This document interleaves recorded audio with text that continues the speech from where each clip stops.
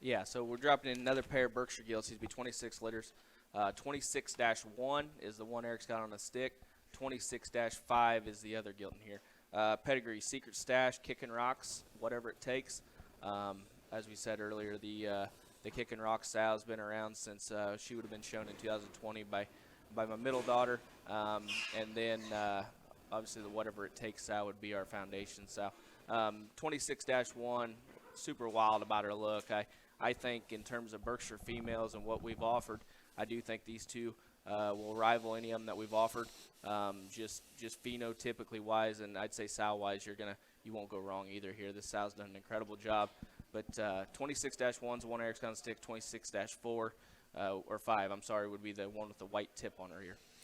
Yeah, and you know what? When you start to do these previews like this, you get to a point where you don't want to be repetitious, and you start thinking about talking about possums and pine cones.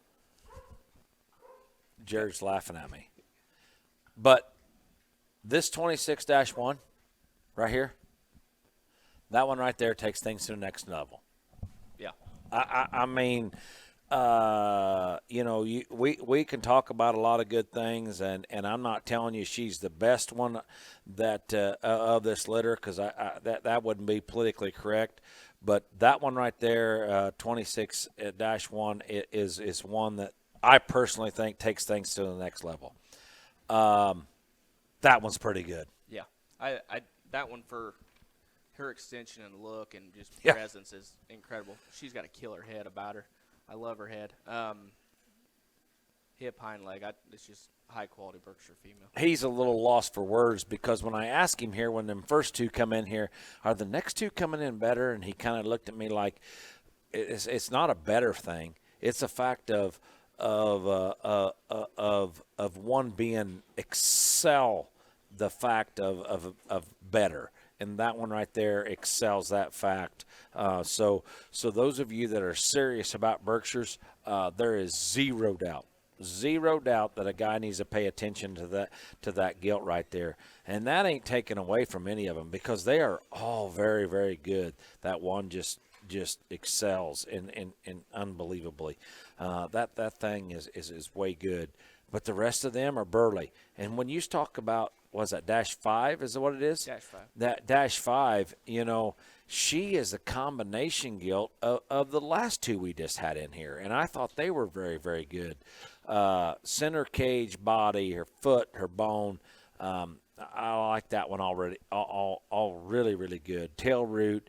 You can see right there in her head shape and her neck and the way she carries it.